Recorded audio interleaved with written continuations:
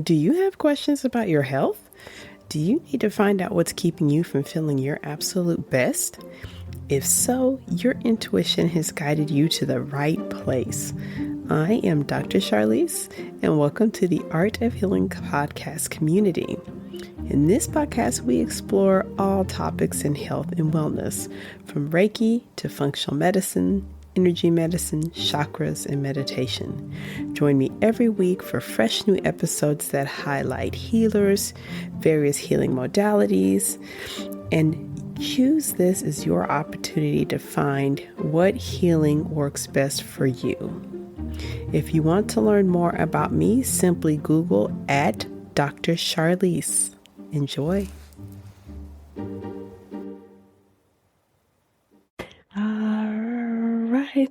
All right, perfect. All right, well, welcome to the Art of Healing podcast. If you are just meeting me for the first time, so nice to see and meet you. If you're returning and part of the community, welcome back. So good to see you. We've got an amazing guest that I'm so excited she could come on and share her depth and breadth of knowledge, particularly because we just finished up the Hormone Harmony Summit. We've got another program coming up that complements that. So Dr. Natalia Borakowski is just so perfect to come on and talk to us women about one of our most important organs, as she was just telling me. Dr. Natalia Borakowski is a naturopathic physician specializing in women's health and cosmetic dermatology. Her work sits at the intersection of clinical medicine, psychology, and cultural narrative, and she explores these themes deeply in her forthcoming book, Emotional Aesthetics. In her work, she helps women cultivate visible well-being by addressing not only the skin and outward appearance, but internal biology and psychological load that shapes how we feel in our bodies. So we're going to be talking about beauty, aging, stress, the nervous system, and self-perception. Just such a perfect complement to what we just did in the summit. So Dr. Natalia, thank you so much and welcome to the podcast. So happy to be here, Charlize. Thank you for hosting me. Thank you so much. So your work is at the intersection of women's health, cosmetic dermatology, psychology, and cultural narrative. How did you come to build a practice and a body of work that brings all of those together? So that's a very deep question. It's sort of kind of like a little internal shift that I experienced myself as a woman who just figured out I am aging like everybody else. And being in our modern culture, we know we are obsessed with youth. And I am in the field of aesthetic medicine. So certainly I'm here to fix women's wrinkles, dark circles, whatever the imperfections we see in the mirror. But kind of a returning narrative I saw in every woman that came to my clinic. It's that very painful realization I don't recognize myself. And typically it comes, and I'm sure so many of our listeners can relate to that. There will be this kind of uncomfortable moment when you either look at the photo that somebody randomly took of you, not very flattering photo, or you see yourself on the Zoom camera when the lighting and angle was terrible. And all of a sudden this narrative, this internal toxic critic turns on, and then you just start breaking yourself apart. So what I saw women see in the mirror a lot of times reflects with a really deep internal shift, and women become disconnected from their body, from their soul, and they start into chasing image that really doesn't belong on their faces. And of course, surrounding by social media, all those external mirrors we have, everybody have an iPhone with a camera now. It can snap a picture of you at any moment. That doesn't help. And when we constantly evaluate ourselves and we're trying to pretend to look as a image of filter or a celebrity, that's when this disconnect happens.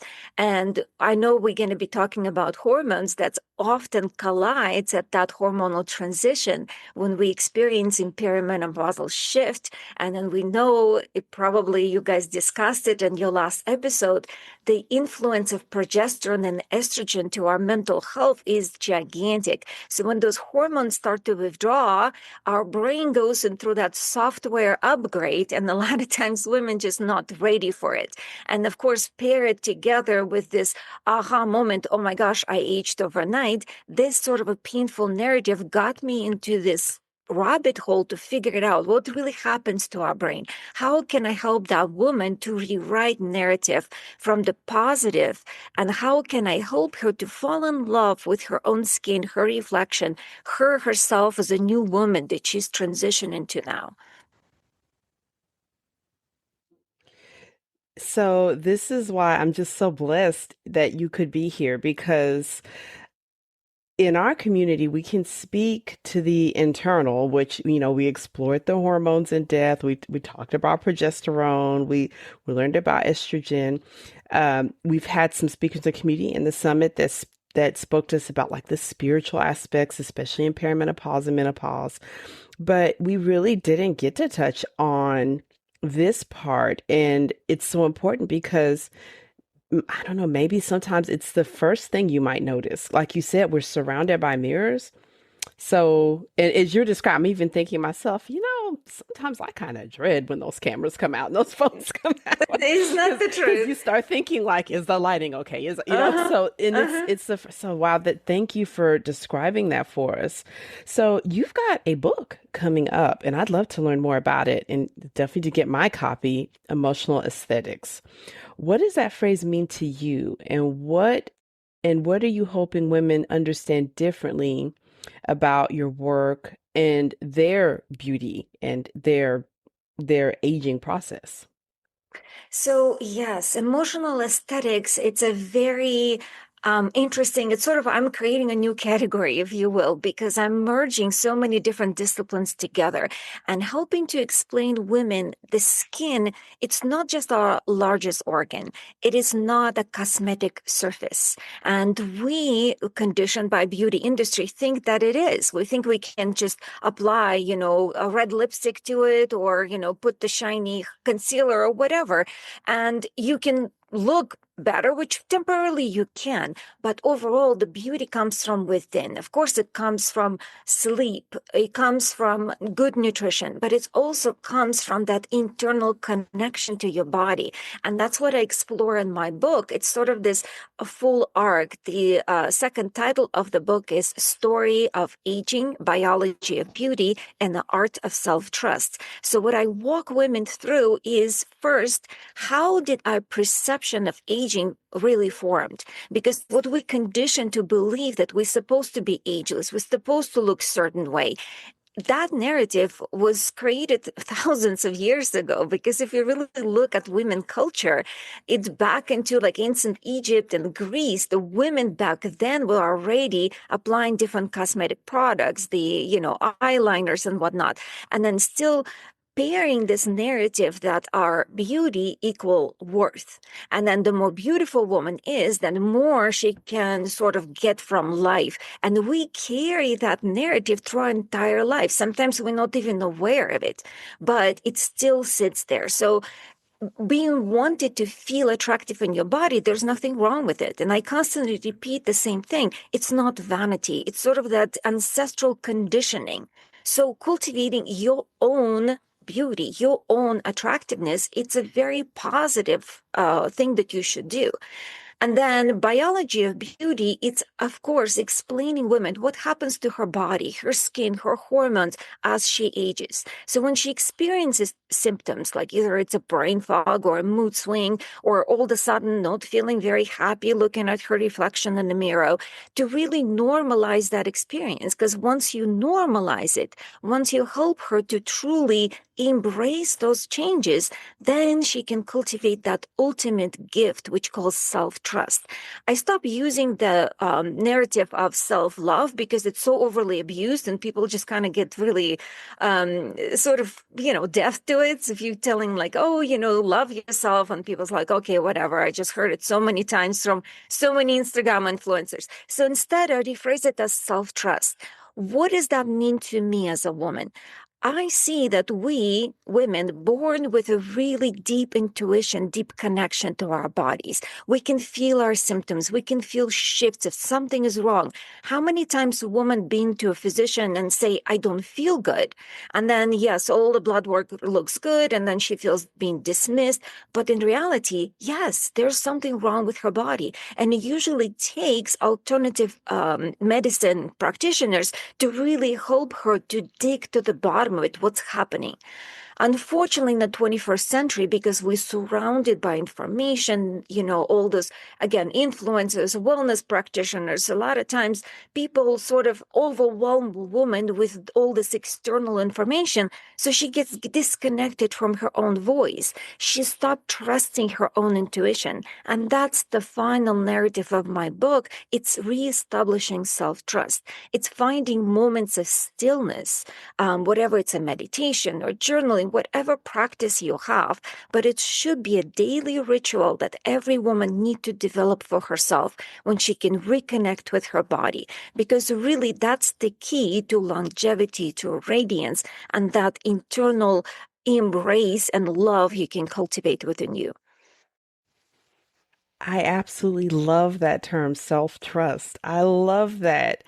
So when you're saying self-trust, what I'm feeling is because you were saying this self-love is probably being overused and abused, but self-trust is sort of indicating to me to turn inward.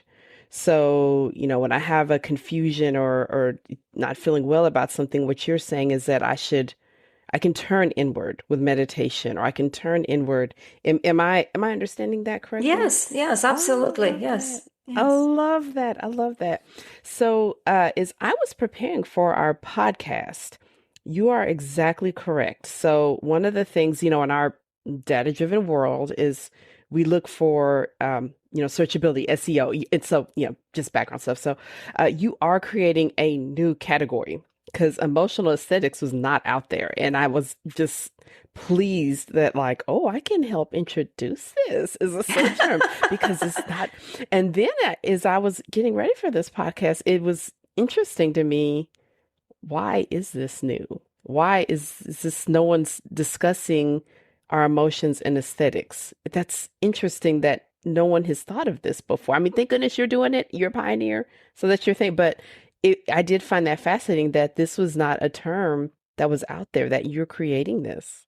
Yes. Well, I wouldn't say that I am first person to speak about that, because essentially there is a psychological sort of condition called body dysmorphia, which is a very extreme version of the either man or woman being disconnected from the image to the extreme. So they're trying to create something that doesn't even exist, and often disfiguring their bodies or faces through the process.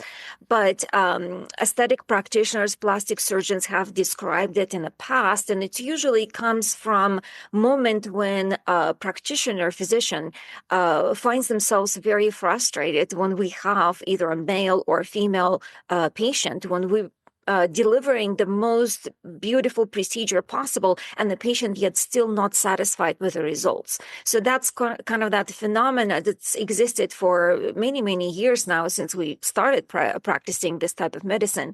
But what I really see in practice, that nearly every woman in the middle age experiences that kind of a moment of disconnect when she gets into the moment of panic, feeling like she's losing her worth, she's losing her identity. And that was the reason for me to trying to narrate this very well-known phenomena and more of a medical extreme in mainstream female perspective, to first starting with a moment of completely normalizing the experience, because for women to want to feel attractive, there's nothing wrong with it. And also explaining that medicine just offers tools. There's nothing wrong with either scalpel or syringe or serum, but they're just tools. And what I really want to give to every woman, it's through that cultivation of self-trust, learning how to apply and choose the correct tools for herself. So don't outsource that decision to anybody. And that's what usually happens in our culture, that we are outsourcing our decisions to beauty culture. And then the beauty culture gives us this very toxic narrative. Like, it's very fascinating if you think about every single beauty commercial, from lipstick to mascara to a serum, what they're selling is either fear or shame. So they either giving you, if you don't use it, you lose it. Or shame, oh, you have a problem, we can correct it, right? That's every single commercial has that. And I really want to rewrite that narrative. I want women to take the tools, embrace them. And then, yes, we are so fortunate in 21st century. We have so many wonderful things, from lotions, potions, supplements. There's so many, but make sense of them. And then choose those tools from the moment of empowerment, because they are very empowering. They can really help you to boost that self-esteem. But if you're only relying on tools to boost it and you're not cultivating within you, and again, there's no self-trust, those tools become very destructive. Thank you so much. And again, the self-trust. I love that term. I just love that. So something else that comes up in your body of work is that you talk frequently about how looking luminous relates to your nervous system, and how if your nervous system is not getting a break, that is affecting your ability not only to feel your best, but look your best. So let's unpack the biology behind that, if you don't mind. So can you tell us what chronic stress actually does to the skin and to the face, and why, when a woman is experiencing chronic stress, the changes she's seeing in the mirror? Yes. So let's talk about the biology first, because when I start breaking it down, women really reevaluate their relationship with stress. Because let's face it, I'm sure, Charlize, you've seen it in your own clients when they come to you and you're asking them, are you stressed? And often they're like, oh, no, I'm fine. I mean, yeah, I have a lot of responsibilities, because women in midlife wearing so many hats, right? We are mothers, we are caregivers to our aging patients. We are typically have more of a leadership positions, management positions at our work, or we may be building businesses. We also obviously spouses, so there's so many responsibilities and hats, and it's all on a woman's shoulders. And we are so used to being very giving people, and we typically put ourselves as the last person on the list. And what I'm trying to cultivate in women is to help her understand that putting yourself first is essential for you to be the best caregivers possible. So what happens in the body physiologically when you constantly turned on, right? We have this lovely hormone called cortisol. And I'm sure many listeners heard about this, and it kind of has a really bad reputation. Oh my gosh, my cortisol elevated, that's terrible. Which, yes, when it's chronically elevated, it is in fact terrible, because what cortisol does, it will force your liver to increase glucose in your bloodstream. And we know high glucose, even if you have the best diet possible, if you will say eat ketogenic diet, which I'm personally not a big fan of, but assume that you are, your body, your liver will still find glucose in that piece of steak you ate, because the body is beautiful. It can do really miraculous things. So if your cortisol demanding that glucose, which it will increase glucose in your bloodstream. So one thing they will do, obviously, the weight gain. How many women in midlife say, oh my gosh, I cannot lose that last 10 pounds. Whatever the weight is irrelevant. And typically it will be a weight gain around the midsection. So it's kind of like the first moment when the woman is no longer feeling connected with her body. She becomes thinking like, well, that's just middle age. I don't really look strong. I don't look young. The clothes doesn't fit right. So that's the first push away that she has. The next thing cortisol does, it's a very inflammatory molecule. So when it's constantly elevated, it suppresses your immune system. So you're more likely to get sick. So obviously, when you're sick, you don't look good. And then specifically for the skin purpose, cortisol directly destroys your collagen fibers. And I know when we talk about beauty, collagen is everything. We add collagen in powders for our coffee. We're trying to get collagen in our serums and our creams. And here you are constantly stressed, and your own beautiful collagen is getting eaten up. So your aging is accelerated when you're constantly stressed. But let me tell you another very important thing. It doesn't mean that we have to constantly suppress cortisol, because it's another. If I tell my patients, oh, your cortisol constantly elevated, then women start Googling it and, oh, what kind of supplement can I take? I want to suppress this. You don't need to suppress it. That's where the rituals, the self-trust come to be very, very important. We need cortisol first thing in the morning. It's supposed to be elevated. It's your natural cup of coffee. I always try to take women back into the childhood. Remember yourself when you were a little girl. Connect with that image. How did you feel? You spring out of the bed in the morning. You're excited to see your friends. You want to play with your toys. That's your high cortisol. Then naturally, by the afternoon, it starts to slow down. It's about half of what it was in the morning. Then you might take a nap. I mean, I'm not saying adults should take a nap, but the child, right? We usually give them naps. Why? Because the cortisol starts to go down. And once the sun goes down, and that's why our bodies, it should be synced in with circadian rhythm, with the moon and the sun. So when the sun goes down and the moon comes up, your cortisol should be virtually zero. Opposing hormone to it is that beautiful melatonin. How many people have insomnia and they take melatonin as a supplement? Guess what? It doesn't get into your brain. It sedates your nervous system, but it's not really doing what your natural melatonin does. But if you honor your circadian rhythm, if you do simplest things as trying to wake up with a sunrise, if possible, then go outdoors. If you can't be outside, you don't have a backyard, at least open up the window, look at that rising sun. Your eyes and your brain have a very, very strong connection. When you see the rising sun, you get that cortisol, you get endorphins. If it's possible for you to have a physical activity, that's another thing. Your heart rate is up, your cortisol will go up. So exercising first thing in the morning, whatever it is, you can do a yoga, sun salutations, you can do a light jog, whatever works for you, please do it. If you can do it outdoors, bonus. And then by the afternoon, start to calm down. Try to limit the amount of blue screen exposure, especially after a sunset. Again, if you can go for a walk, you can look at the moon. That connection with the moonlight in your eyes sends signals to your brain to start secreting melatonin. If you start doing that circle every single day, honoring your body's circadian rhythm, you'd be surprised how much glow you can get into your skin. Because that cycle of cortisol and melatonin, especially full restful sleep at night, no wonder our moms used to call it the beauty sleep, because it truly is. Your skin will repair. Your skin is magical. It can really recreate that collagen. It can repair microcirculation. There is no serum in the world can truly replace that. So I just want to highlight for the listeners and the folks watching us on the webinar, in everything that you just shared with us about cortisol, inflammation in our skin, you didn't mention one beauty product, one beauty manipulator. You didn't mention one. Of course, you're a naturopathic doctor, so that's your background. But I was totally fascinated because hey, I'm a woman too. I want to look good. So I was thinking, oh, she'll drop. Not one product did you mention. Everything was natural. The sun, the moon, rest. That was beautiful. So thank you that.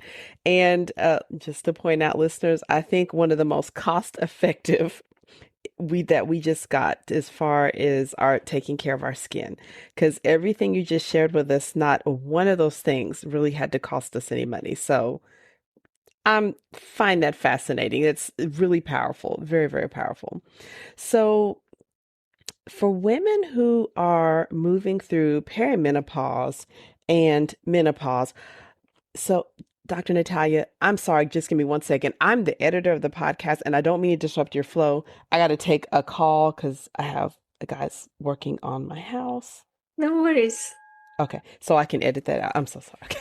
That's okay. Thank you That's very much. okay. So I'll take care of that. So I'll go on to my next question. So I had just told them like stay quiet. I haven't. So I'm sorry. All right. So back to the interview. So for women moving through perimenopause, such as myself in menopause, what is actually happening beneath the surface when they notice their skin feels drier, thinner, duller, more reactive, or somehow unfamiliar? And I can attest to all of that. Oh, my last year for me, I've noticed all those changes. So, can you tell us what's happening beneath the surface?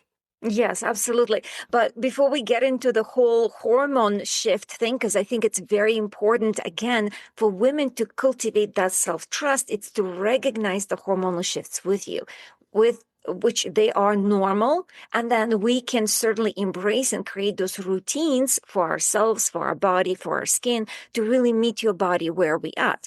But the point is why I'm not mentioning any skincare products, because first, there's a gazillion different brands out there. I'm not going to, talk about one brand compared to the other. It's not really the point. It's more so, again, knowing what your skin needs in the moment. So when you have that high cortisol, you can certainly respond by first changing your lifestyle.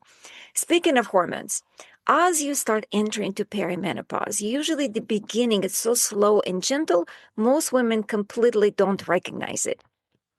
The first thing always happens in women is progesterone starts to decline. And as progesterone declines, the subtle changes happening in your skin, you might start recognizing, but would not contribute to loss of progesterone. The progesterone mainly responsible for hair growth and microcirculation. So if suddenly you start seeing that you might be losing some hair, it could be a red flag. And then if suddenly you start seeing that your skin is just looking that dull, not so radiant, you might get a little puffiness around your eyes. That could be another little flag that your progesterone is slowing down. How can you address that? It's first, when you go into perimenopause, the stress management or creating the moments of stillness, the moments of self-love, or whatever that abuse word is, becomes even more important because your ovaries slowly start to shut down. And your most important endocrine or hormonal organ becomes your adrenal glands. We just talk about cortisol. That's where the cortisol really coming from. So if you're constantly stressed out, the adrenals are too busy making cortisol. So the rest of your hormones that your body will now desperately need will start to become deficient because all that building material, if you will, goes to cortisol. So cultivating those rituals, like we talk about waking up with the sun, doing those gentle exercises, slowing down, breathing in the morning, in a moment, even when you're applying your skincare, give yourself 2-3 minutes of a self massage. Because with the lack of progesterone, remember that it's a lack of microcirculation. So then the lymph, that flow around your eyes start to stagnate. It doesn't flow as it used to be when you were younger.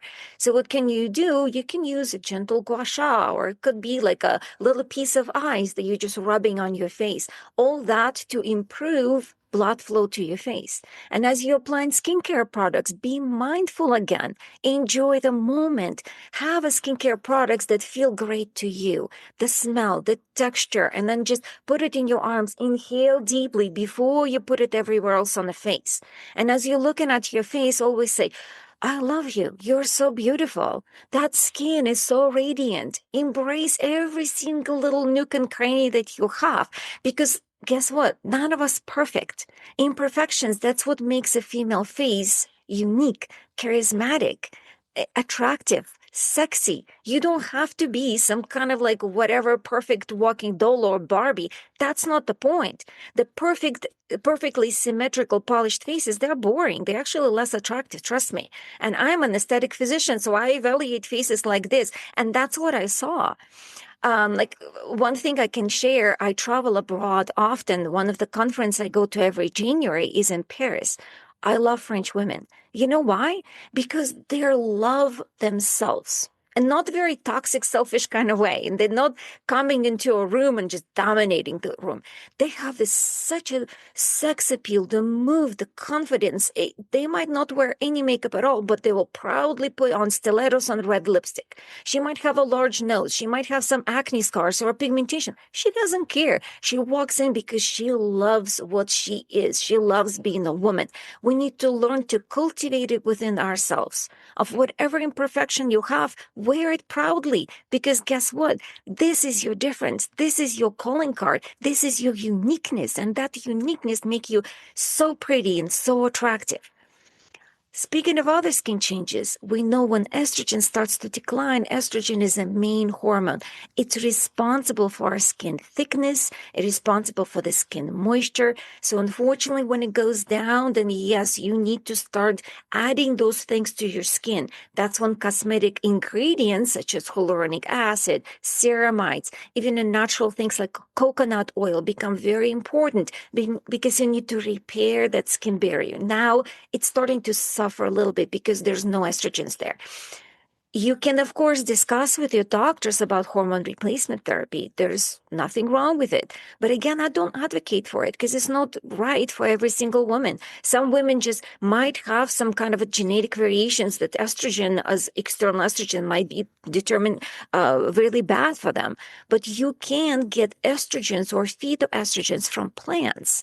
Things like adding flaxseed, either oil or seeds to your foods are very rich estrogen foods. They also have really powerful omega blends there, which are great for our skin. We know omegas are very anti-inflammatory. And guess what? The flax seeds also wonderful in fiber. So our female colon, it's very different from male colon. Remember, ladies, we have uterus. So because of that, our colon is longer. We need extra fiber.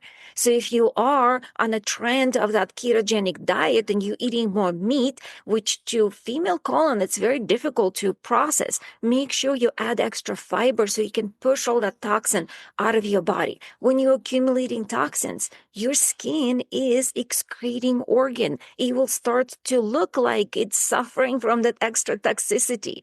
So obviously your diet and feeding your body with what it needs is extremely important. And one more thing about the diet, what we often overlook, and I live in a desert, so that's even more important here. Glass of water, it's the cheapest and the most effective anti-wrinkle serum. Trust me, if you are dehydrated, you will look older, period. So please drink water. Our body, our brain, in order to function better, all that brain fog we're talking about during perimenopause, guess what? If your brain is dehydrated, welcome to brain fog. You need 2 liters of water, regardless of your size, regardless where you live. And of course, if you're drinking a lot of caffeine, if you live in Arizona desert, you need even more than that. And you need to be drinking a little bit throughout the day, not chugging a liter as soon as you remembered, oh, wait, I'm dehydrated now, because at that point you're going to flush all that water out. It would not give you that full benefit. So I tell my own patients, and so I'm glad that you said that, to try to sip a little water throughout the day. So thank you for, yeah, because and I attempt to do that myself, and I know I tell my own patients, hey, try to keep some with you, try to sip on it a little bit. But from what you were just telling us, and of course you'll be telling us about your book and when it comes out, but you just described us a morning ritual that is so nurturing, so simple, so powerful, that you take time when you're going through your beauty steps. I'm not sure what you call it, but when you're applying your eye cream and all those things in your serums, that you're mindful, you enjoy the scents, you use affirmations. Really, that could be quite powerful. I know that some of your offerings take us into that, but I just envisioned how that morning routine could look so different, especially for women, as you were telling us, that often wear multiple hats and are often leaders, but then have to serve others. So that's just really, I'm just so happy you're here. Oh my goodness, this is wonderful.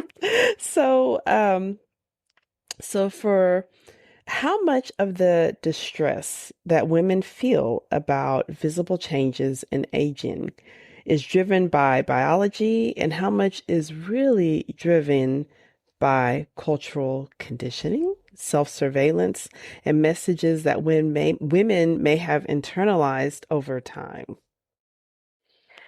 Yes, unfortunately, as I already mentioned, we are surrounded by very toxic beauty culture. And something that I am trying to communicate and sort of shield my daughter from, because I have a teenage daughter, she's 16. And at that time, the woman's brain is very fragile. It's very susceptible to the toxic internal messages. And I'm so proud of her because she is such a powerful young woman. So I'm sure she's going to age with a breeze, and then trying to be the best possible model for her too, to helping her to understand the most important message. Loving yourself is not selfish. If you start first of charging yourself up through those little beauty rituals we already discussed. And speaking of those rituals, I never want to give those rituals a sort of prescription to women I talk to, because whatever's my ritual, it doesn't have to be yours. I do encourage it's okay to go on the social media and listen to some Instagram influencers and try some ideas. It could work for you, it could not. So essentially, you take what's yours and leave what it's not. I typically give women that narrative of thinking about raising children. For all the mothers who had privilege of, giving birth to a child, those little screaming humans come out, they don't know how to sleep.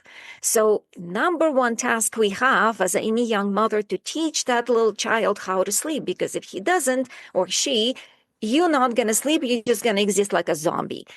So my question is, do you use the same routine for your old child and the young child? Often not. How do you find that routine? You try. You might try rocking, singing, bath. I mean, reading a book. There's so many different remedies you can do. Your grandmother, your mother, your neighbor, everybody giving you some kind of advice. But once you found that magic juice of whatever works for that kid that makes him fall asleep easily, you're going to repeat it every single night. And guess what? Your grown-up body is not different. It loves routines. So try different things. And once you establish those tiny little moments, that just makes you feel happy. It makes you relax. It makes you pause and to truly reconnect with this woman in the mirror.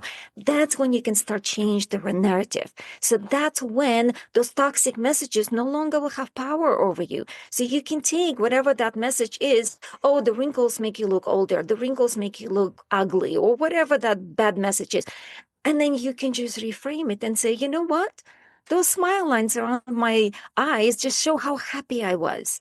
I laughed so much in my 20s. Now I have those lines, and I'm going to wear them proudly. And there's nothing wrong with that. So then you can take those imperfections and then you make the choices. Maybe there's an old scar on your face, and that gives you a very bad story, connection, emotion that link to it. And then you can choose aesthetic tools or plastic surgeries to fix that, because now we can erase those things. But then you're not going to rely on that erasure of imperfections as the only driver of your confidence. Because when you start with the rituals, you start with the connection, you start with that self-trust, the tools become sort of a helper of empowerment, not the source of empowerment. And it reminds me again of your phrase self-trust, because you can embrace those tools if you need to, like you said, to it, maybe look at that story that's negative, embrace it, but then maybe remove it so you don't have to relive that trauma or accept some of those things. Because I actually have always liked laugh lines. Wait, no, yeah, laugh lines, the ones around the eyes. I like Yes, those. So then yes, I thought I was out of fashion because everyone's getting rid of them. But I like those. I thought they yes. were nice. So thank you for because I'm like, I love them and I have them myself. And so I thought, well, I'm maybe fuddy-duddy and I'm out of what's in, because I know maybe we don't have those anymore, but I love that. So you kind of told us some about this, but can you walk us through what daily practices women can embrace? I mean, you have mentioned this, but just briefly describe to us some quick, easy daily practices that women can embrace to shift their inner state. So, of course, they may be listening or thinking because, beauty and your experience as a dermatologic naturopath, but what could they be doing on the inside? It's something they could be doing every day that's brief, that's maybe for us beginners. Well, from the inside, I talk about the four pillars of beauty, and they're very, I guess, redundant because we talk about them all the time. But when I replace it from the point that when you follow those four foundations, that's when you discover your inner glow. We touched on the importance of sleep. So sleep, it's something specifically in perimenopause you must protect. You should never sacrifice your sleep unless you absolutely have to. Something tragic happened, you have to be in the hospital in the middle of the night. It's obviously a different story. But overall, don't sacrifice your 8 hours of sleep for anybody. It's important to get those full hours because when we sleep, we go to cycles of light, REM, and deep. And during the deep sleep, that's when your body repairs. That's when your body detoxes. That's when your body makes this collagen. So if you are wanting to have this beautiful glowing complexion, not getting enough sleep, not giving you enough hours in a deep sleep. If you are suffering with insomnia, address it. Talk about those cortisol shifts in your body because often we living in our 21st century surrounded by blue screens, our body does not know the difference between sun and a blue screen. So when you're staring at your phone or watching Netflix until you go to bed, guess what? Your cortisol is high and it's suppressing your melatonin. When you don't have enough melatonin, you're not going to get into that deep state of sleep. And melatonin in your brain, when it's secreted by pineal gland in the brain, it drips into this beautiful lake it calls third ventricle. And then it's bathed, like literally bathes your brain in this beautiful melatonin juice. It's not just a sleep hormone, it's also anti-inflammatory hormone. So we know inflammation, it's one of the reasons why we age faster. You want less inflammation? Protect your sleep. So that's a one pillar. The second is nutrition. Our body needs colorful vegetables. Yes, ladies, you need to eat vegetables. You don't have to be vegan or vegetarian, but I encourage to have three colors on a plate. Beige and brown doesn't count. Yellow cheese is not color either. We're talking about colors of vegetables. So a few examples could be you eating breakfast. You decide to make yourself a hot cereal for breakfast, oatmeal. Add some berries to it. Blueberries, raspberries, you already have two colors. Chop down green apple or kiwi, there's your third. It's really not that difficult. But once you go into this kind of a fun game and go to the grocery store and start thinking like, what's new color can I try on today? I would say the most powerful color in nature is purple. It's loaded with micronutrient group called anthocyanins. There's so much research. If our ladies trying to Google right now anthocyanins, trying to look at the research papers, it's anti-inflammatory, antiviral, antibacterial. It's even cancer protective. So the purple is wonderful. And when you go into this fun game, let me try something purple, you'll be surprised what you find. We are so blessed to live in the United States when we have produce come here from pretty much all over the world. I not that long ago found purple asparagus in a local store. Who knew it even existed? And then, of course, we have things like, purple cauliflower. We have purple or red cabbage. It's a lot of times when you talk about purple, people think of eggplant. Eggplant is actually a terrible source of purple because it's only the outer skin is purple and most people don't eat that anyway. So think about vegetables or plants or berries that's all the way through purple and trying to eat at least one purple something every day. Those micronutrients really helping you to charge your skin with essential nutrients you need for that glow, radiance from that light within. Again, there's no external serum can really replace that. And every vegetable, specifically things like bell peppers or broccoli, loaded with vitamin C. Most women forget that we humans don't make vitamin C. We need to get it from external sources. Why is it important for skin? Because vitamin C is the cofactor or sort of that building block for our collagen. Without vitamin C, we're not going to have a beautiful skin. Remember that disease, scurvy, many centuries ago when men used to travel, on the really long voyages in the sea, and they did not have the vitamin C with them. What happened? They get sores in their skin, their teeth fall out because that's the collagen. Collagen is everywhere. It's not just in your skin, it's in your joints, ligaments, it's in your heart. So yes, vitamin C for everything. And the best source is actually vegetables, not oranges. And then we touched on water. You have to drink enough water to flush on the toxins. And the last pillar is movement. I don't want to say word exercise because I feel like a lot of 40-something-year-old women, especially very busy ones, allergic to the word exercise. They think they have to go to the gym and they need to destroy their body, and that's what we call exercise. No, the movement should be paired with joy. When you're cultivating that happiness and joy and you do this every single day, that's when your body starts to glow. And it needs to move again to flush the toxins, to increase the blood flow. So find a movement that makes you happy. We women need sisterhoods. We need communities. Typically, it's a wonderful thing to find some kind of studio, Pilates, yoga, or some kind of fitness class that you go to and you have women around you that support you. They challenge you in the most positive way, or they poke at you, say, "Hey, I didn't see you last Tuesday. What happened?" So that way you cultivate this routine and joy and something looking forward to. And if you do this exercise first thing in the morning, like right around the sunrise, bonus, then that's when you're managing your cortisol.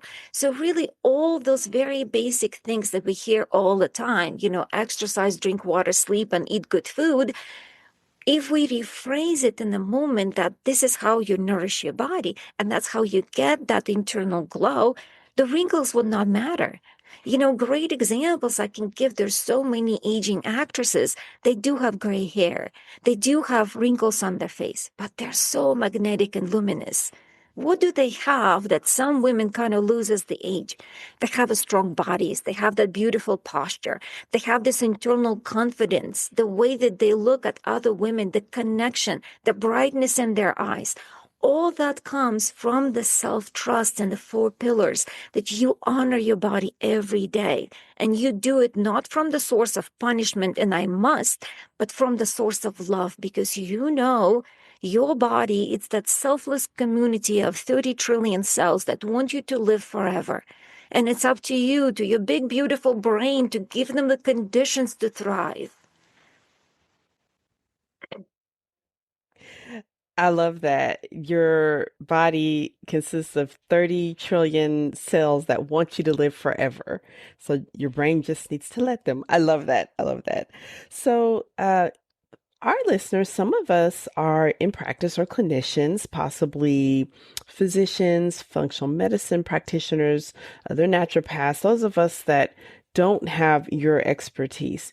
Can you guide us on how we can talk to women about beauty, aging, and health, but in a positive way? Because you do it so positively, and without us reinforcing some of those more shameful narratives, because we hear them too. So just subconsciously, we're going to repeat them. We don't mean to, but we'll repeat them. So how can we learn to speak about this in the way that you do so positively? Well, first, every single time when I have a woman come to me, the first time patient, she sits in a chair and I always give her a mirror and I said, please tell me what bothers you. And I would say 9 out of 10 start that self-critic talk.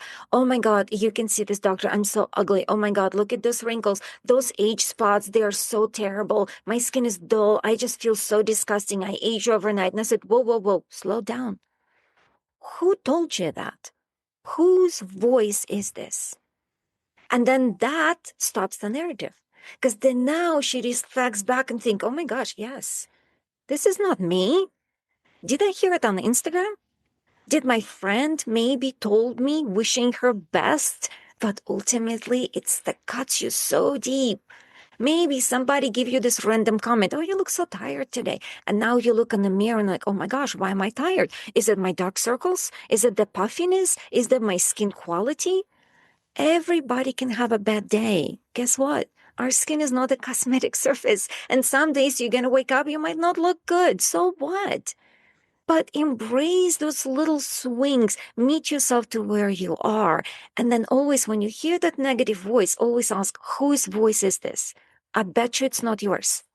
And then once you don't even have to really specifically point out the person. It doesn't have to be, oh, that third grade teacher told me I'm ugly and I have a big nose. If it's that one person, then again, let him go, say, okay, thank you. I don't really need that comment anymore. But often we cannot really pinpoint what kind of person that was. But you can definitely establish that the voice is not yours. Our internal self-critic, it's not a terrible thing, actually. What it does is trying to protect you. So it feels that if it's going to point out every nook and cranny and bad thing about you, it will protect you from a criticism of others.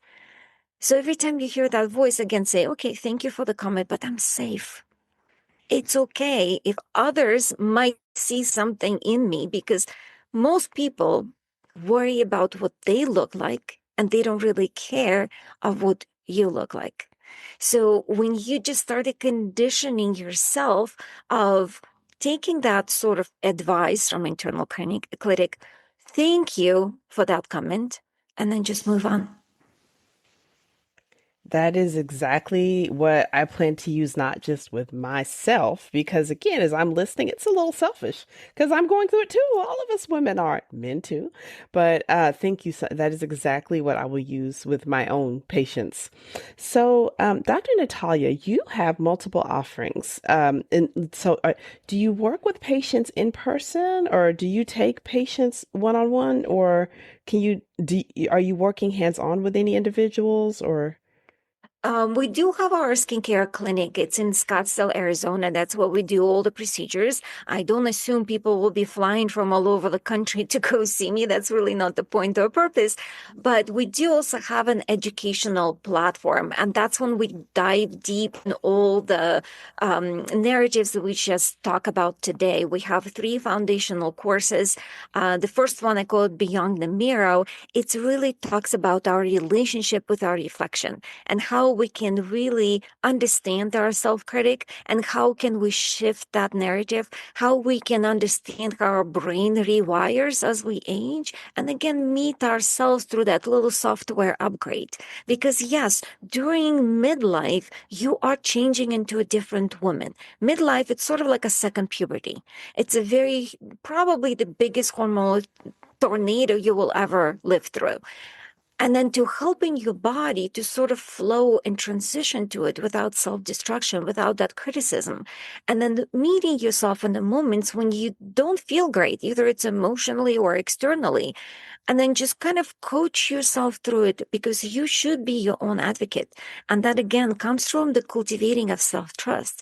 And cultivating that is a skill. It's a muscle that you need to flex every single day. And then you're going to have days when you just don't feel like the narrative really works. You might hear this critic so loud in your head. Just breathe through it. Just accept it. Okay, today I'm just going to have a pity party because I'm just looking at myself and I really hate everything about it. Because guess what, ladies? Tomorrow you're going to wake up and it's going to be a different day. Because the moods is like weather. Today is a thunderstorm and tomorrow is going to be sunshine. So if you just really look at it from that outside perspective, and then just allow yourself to experience in thunderstorms once in a while, and it's only human of you not to always be perfect, that's when that really truly self-trust arises. Beautiful. And then your book, can you tell us when your book will be ready and how we can get a copy if we'd like to explore this with your book? And of course, for listeners, in your show notes, whatever app you're listening on, I will make sure you have links to Dr. Natalia's programs online and then also about your book. So our website, unveilyou.life, it's where you can subscribe to our mail list, because the book is not yet available for pre-sale. I'm working really, really hard because the manuscript is finished, but I'm a first-time author. So I do have wonderful coaches that going through what we call developmental editing right now. And it's all for you ladies to make sure you take my crazy mumbo jumbo out of my head and actually make sense of what I'm trying to deliver. because the book is quite loaded. It has a lot of scientific information there, very difficult medical terms that I try to break down and explain in the easiest way possible.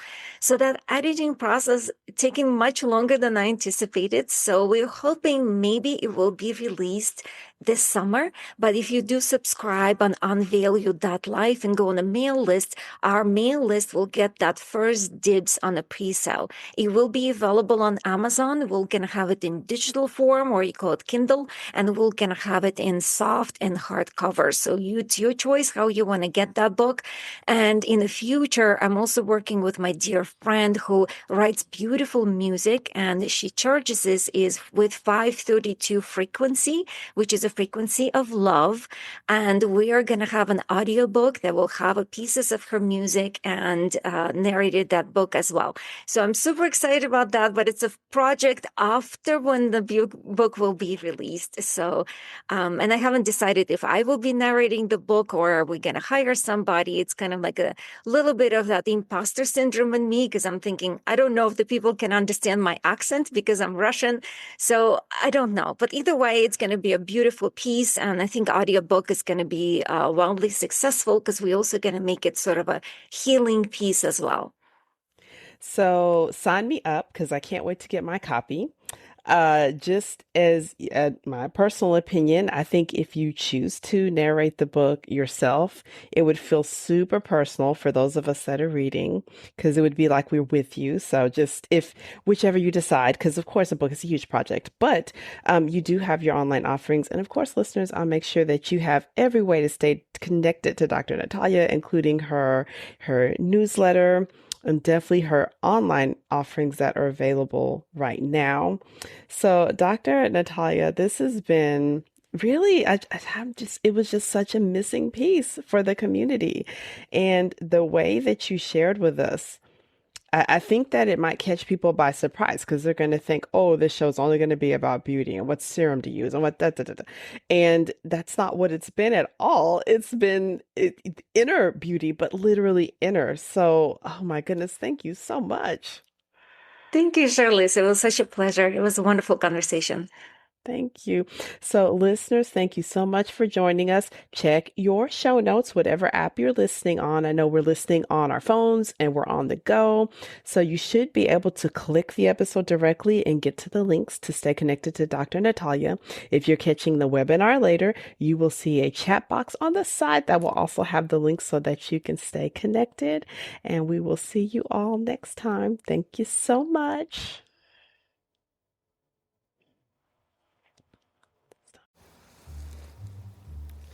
Thank you so much for joining during this episode of the Art of Healing podcast.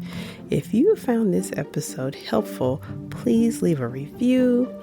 Also, you can check your show notes to find out how to get a copy of this and future episodes emailed directly to your inbox, available to listen to anytime. Finally, if you have questions or wish to connect to me, check your show notes to find out how we can get connected and find out how I can be of service to you.